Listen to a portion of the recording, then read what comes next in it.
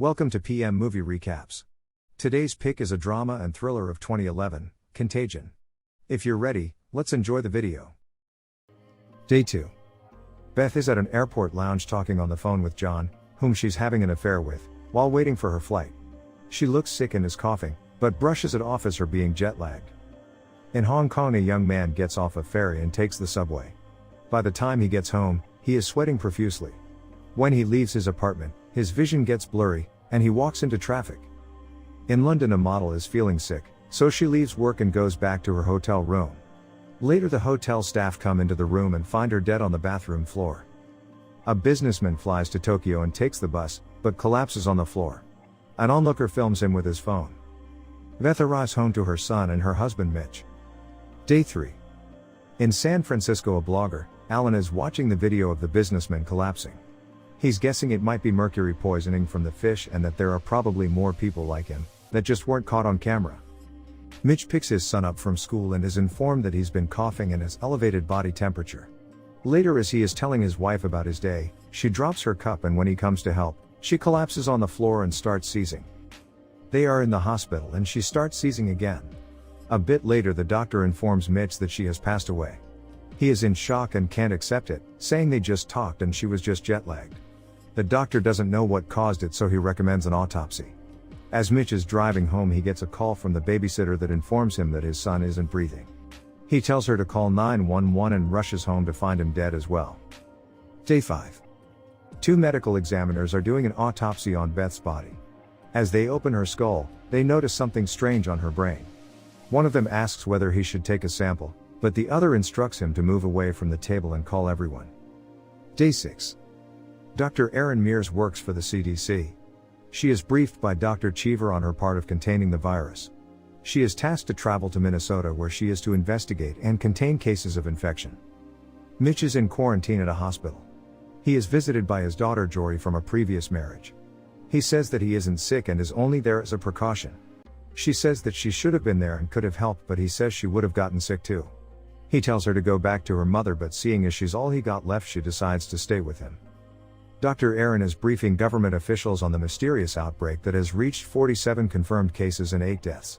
She informs them that it's most likely transmitted through air and maybe surfaces as well.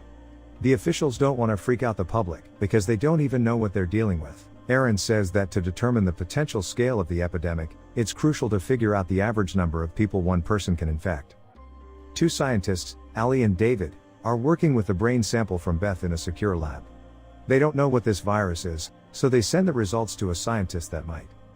Later, as Ian is walking out of his lab, informing the two scientists that the virus strain has never been seen before and appears to come from animals, he is ambushed by Alan, who tries to get some information for his blog, while rambling that the virus is a biological weapon, but the scientist doesn't tell him anything.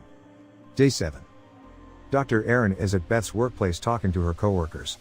None of them directly interacted with Beth after she came back from China, so Erin reassures them. They mention that another coworker took her home from the airport, so she immediately calls him. He is on the bus and she instructs him to get off because he is highly contagious. He waits at the stop until Beth arrives with a containment crew. Meanwhile, a doctor asks Mitch a bunch of questions about Beth, trying to figure out the virus origin, and other people she may have interacted with. The doctor mentions that she landed in Chicago before flying to Minnesota 5 hours later, and asks him if she left the airport or had any meetings there. He asks whether someone is sick in Chicago and that before they got married she had a relationship with John Neal, who lives there. Realization hits Mitch and he asks if John is infected. The doctor doesn't answer, saying that she can't give out that information. Ali informs Cheever that the virus contains pig and bat sequences and shows him how the virus attaches to humans. She also says that the virus keeps mutating. The virus mortality rate is over 20%, and there are no treatment protocols or vaccines, so Dr. Cheever orders that from now on only highest security labs should work on it, in fear of it leaking out. Ali calls Ian and tells him he isn't allowed to work on the virus because his lab doesn't have the right security certification. He thinks this is a mistake, because he is making progress and thinks that only working on it in government-run labs will slow the research. Day 8. Dr. Cheever informs the public that the virus is in Minneapolis, Chicago, Los Angeles, Boston and Salt Lake, and that the list is expected to grow. The number of infected people worldwide is estimated to be at 89,000. Cheever and Ali are at the CDC, discussing the virus with scientists from all over the world. Nobody has managed to grow the virus in cells, because it kills every animal cell they have tried. Dr. Leonora has been sent to Hong Kong to investigate Beth's movements to find ground zero. She is met by Sun Feng. Using Beth's credit card records, she learns that she was at a casino, so Leonora orders the casino's security tapes. Ian defies orders and keeps working on the virus. He manages to grow the virus using a particular bat's cells, which is the first step in making a vaccine. He shares the research, and Cheever is not happy that he defied orders and asks what he wants to gain from it. But instead of selling the results to some drug company, he just wants acknowledgement for his work. Day 12. The worldwide infected estimate has reached 8 million. Alan is approached by a hedge fund guy, who is looking for an opportunity to gain money from this and thinks Alan might give him one, seeing that he was the first to pay attention to the bus video and has been talking about it on his blog since, reaching over 2 million unique visitors. Alan tells him about forsythia. He thinks it's the cure. Leonora is watching the casino footage where the first known infected can be seen interacting, but the Chinese officials say that this isn't proof that the virus originated here, stating that you can't see a virus on camera. Aaron is planning to make a makeshift hospital at multiple stadiums in preparation for an increase in infected. Day 14. Aaron wakes up in the hotel room coughing.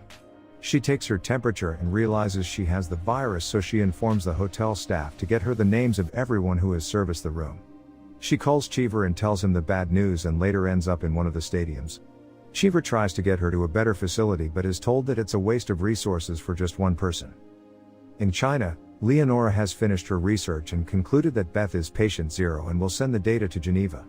Sun Feng says he read on the internet that the United States and France have a vaccine but are hiding it from China. As she leaves, he makes a phone call. While driving, the car is stopped and Leonora is put in a van. Sun Feng takes her to his village and plans on using her as collateral to get the vaccine as early as possible. Cheever is informed that there are plans to quarantine Chicago. The National Guard is setting up roadblocks and shutting down the border. The Secret Service is moving the president underground and Congress is figuring out how to work online. He is also told that when word of this gets out, there will be widespread panic, so it's crucial to not tell anyone until they are ready to announce it publicly. Alan has caught the virus and is making a video for his blog of him taking forsythia, saying that if he's alive tomorrow everyone will know it works. Later that day, Cheever calls his wife and instructs her to leave Chicago and not tell anyone. She picks up a ton of supplies, and when a friend inquires about the situation, she spills the beans. Day 18. Apparently Alan's blog is gaining traction and he's still alive, so a bunch of people are waiting in line at a pharmacy, and once they are informed that only 50 doses of forsythia will be given out, a panic ensues and they all scramble. Mitch and his daughter go to the store for some food, but the city is in disarray, with people looting and sick people walking around without masks and coughing, so they get out of there. They try to get to a neighboring state and learn that the border is closed because they are in quarantine. Erin is still at one of the stadiums. When a man next to her complains about being cold, Erin tries to give him her jacket, but is too weak to do so. She dies not long after.